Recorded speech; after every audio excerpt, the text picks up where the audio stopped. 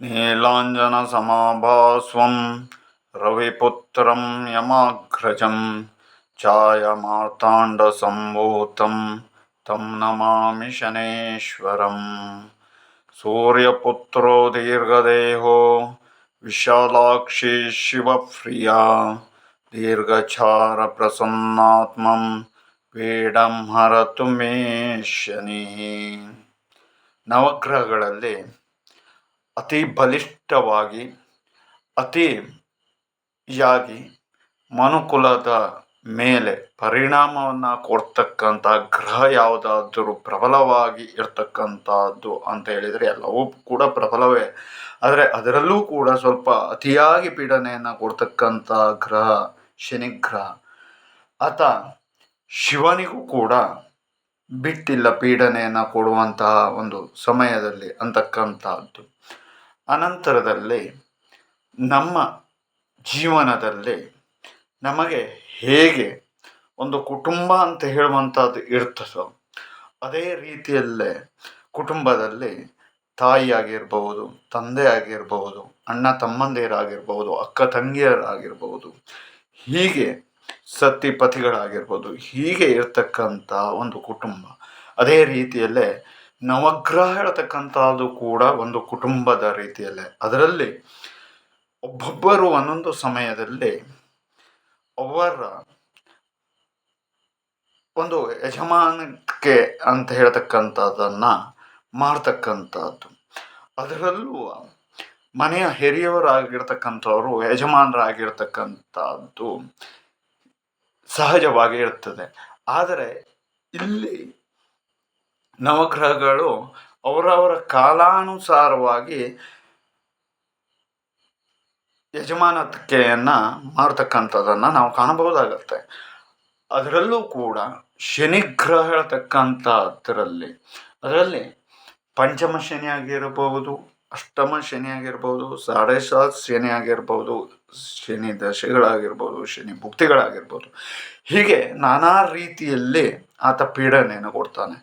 ಅದರಲ್ಲೂ ವಿಶೇಷವಾಗಿ ಪಂಚಮ ಶನಿ ಹೇಳ್ತಕ್ಕಂತಹದ್ದು ಉಂಟಾದವಾಗ ವಿಪರೀತವಾದಂತಹ ಪೀಡನೆ ಹೇಳ್ತಕ್ಕಂಥದ್ದು 7.5 ಶನಿಯಕ್ಕಿಂತನೂ ಪ್ರಭಾವವಾಗಿ ಕೊಡ್ತಕ್ಕಂಥದ್ದಾಗಿರ್ತದೆ.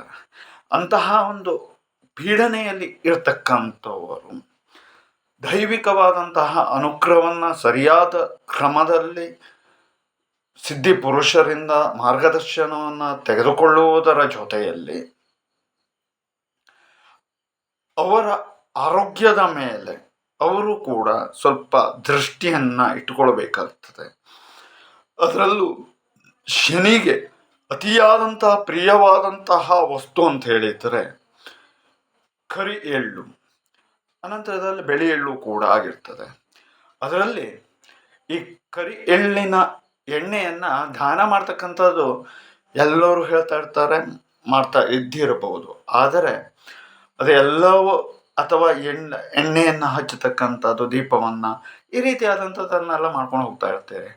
ಆದರೆ ಶನಿ ಪೀಡನೆ ಇರ್ತಕ್ಕಂಥ ಸಮಯದಲ್ಲಿ ಅವರ ಆರೋಗ್ಯದವನ್ನು ಸರಿಯಾಗಿ ವಿಚಾರವನ್ನು ಮಾಡಿಕೊಂಡು, ಅಂದರೆ ಮಾರ್ಗದರ್ಶನವನ್ನು ತೆಗೆದುಕೊಂಡು ಚಾದ ರೀತಿಯಲ್ಲೇ ಚಾ ಸೊಪ್ಪಿನ ಬದಲಿಗೆ ಎಳ್ಳನ್ನು ಹಾಕ್ಕೊಂಡು ಕುಡಿದು ಅವರ ಆರೋಗ್ಯವನ್ನು ಸರಿಪಡಿಸ್ಕೊಳ್ಳುವುದು ತುಂಬ ಒಂದು ಅದ್ಭುತವಾಗಿರತಕ್ಕಂಥದ್ದು. ಮತ್ತು ಅಷ್ಟೇ ಅಲ್ಲದೆ ನಾವು ಮಕ್ಕಳಿಗೆ ವಿದ್ಯೆ, ಶಿಕ್ಷಣ ಇತ್ಯಾದಿಗಳನ್ನು ಕೊಡುವುದರ ಜೊತೆಯಲ್ಲಿ ಸಂಸ್ಕಾರ ಹೇಳ್ತಕ್ಕಂಥದ್ದು ಕೊಡ್ತಕ್ಕಂಥದ್ದು ಕೂಡ ತುಂಬಾ ಉತ್ತಮಕಾರಿಯಾಗಿರ್ತದೆ. ಯಾಕೆ ಅಂತ ಕೇಳಿದರೆ ಇವತ್ತಿನ ಕಾಲಘಟ್ಟದಲ್ಲಿ ನಾವು ತಗೊಳ್ತಾ ಇರ್ತಕ್ಕಂಥ ಪ್ರತಿಯೊಂದು ಆಹಾರದಲ್ಲೂ ಹೆಚ್ಚು ಕಡಿಮೆಯಾಗಿ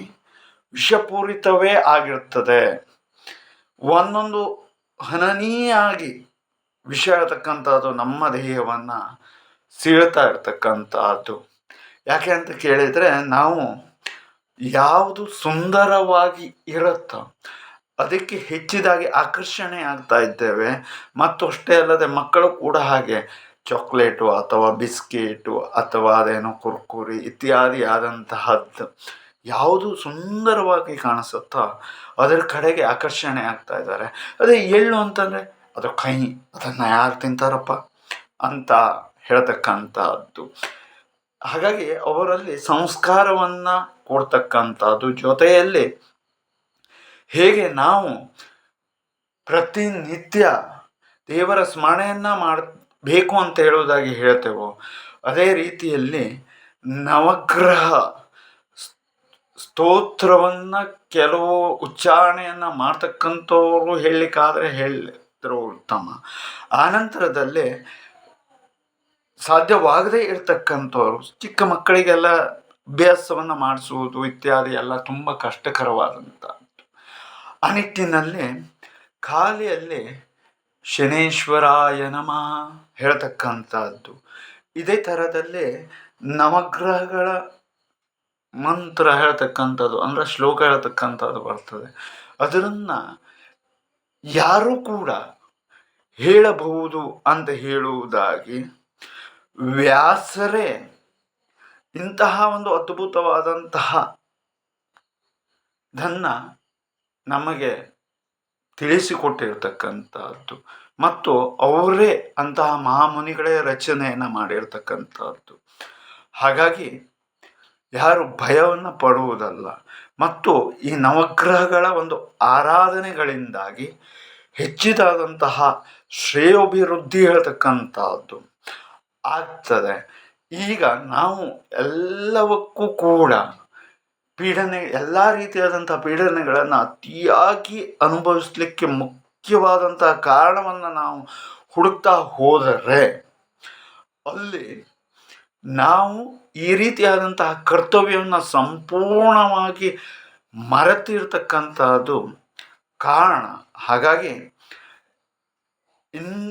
ಆದರೂ ಕೂಡ ನಾವು ಎಚ್ಚೆತ್ತುಕೊಂಡು ಮತ್ತು ಮಕ್ಕಳಲ್ಲಿ ಚಿಕ್ಕದು ಇರುವಾಗಲೇ ಅದಕ್ಕೆ ಒಂದು ಸಂಪ್ರದಾಯವನ್ನು ನಾವು ಕಲಿಸಿಕೊಟ್ಟಾಗ ಆ ಸಂಪ್ರದಾಯದಿಂದಾಗಿ ಬೆಳೆಯುತ್ತದೆ. ಮತ್ತು ಅಷ್ಟೇ ಅಲ್ಲದೆ ಹೇಗೆ ಒಂದು ವೃಕ್ಷ ಚಿಕ್ಕದಿಂದಾಗಿ ದೊಡ್ಡದಾಗಿ ಫಲವನ್ನು ಕೊಡ್ತದೋ ಅದೇ ಥರದಲ್ಲೇ ಫಲವನ್ನು ಕೊಡುವಂತಹ ರೀತಿಯಲ್ಲಿ ಉಂಟಾಗ್ತಕ್ಕಂಥದ್ದು. ಮತ್ತು ಅಷ್ಟೇ ಅಲ್ಲದೆ ನಾವು ಯಾವುದೇ ಒಂದು ರೀತಿಯಾದಂತಹ ಒಂದು ವಿಷಯವನ್ನಾಗಿರ್ಬೋದು, ಇನ್ನೊಂದನ್ನಾಗಿರ್ಬೋದು, ಅಥವಾ ನಮ್ಮ ಮೇಲೆ ಯುದ್ಧಕ್ಕೆ ಬಂದಂತಹ ಸಂದರ್ಭದಲ್ಲಿ ನಾವು ರಕ್ಷಣೆಯನ್ನು ಮಾಡಿಕೊಳ್ಳುವುದಕ್ಕೋಸ್ಕರ ಮತ್ತು ನಮ್ಮಲ್ಲಿ ಆ ರೀತಿಯಾದಂತಹ ಶಕ್ತಿಯನ್ನು ವೃದ್ಧಿಸಿಕೊಳ್ಳುವಂತಹ ನಿಟ್ಟಿನಲ್ಲಿ ಎಲ್ಲ ನಿಟ್ಟಿನಲ್ಲೂ ಕೂಡ ಇದು ಅದ್ಭುತವಾದಂತಹ ಒಂದು ಫಲವನ್ನು ಕೊಡ್ತಕ್ಕಂಥದ್ರಲ್ಲಿ ಸಂಶಯ ಇರುವುದಿಲ್ಲ. ಹಾಗೂ ಹೇಗೆ ತಂದೆಯಾದಂತಹ ವ್ಯಕ್ತಿಗಳು ಮಕ್ಕಳನ್ನು ರಕ್ಷಣೆಯನ್ನು ಮಾಡುವಂತಹ ನಿಟ್ಟಿನಲ್ಲಿ ಮುಂದಾಗ್ತಾರೋ ಅದೇ ಥರದಲ್ಲಿ ನಾವು ಕೂಡ ಮಕ್ಕಳನ್ನು ರಕ್ಷಣೆಯನ್ನು ಮಾಡುವ ನಿಟ್ಟಿನಲ್ಲಿ ಆಧ್ಯಾತ್ಮಿಕದ ರೀತಿಯಲ್ಲಿ ಮುಂದಾಗೋಣ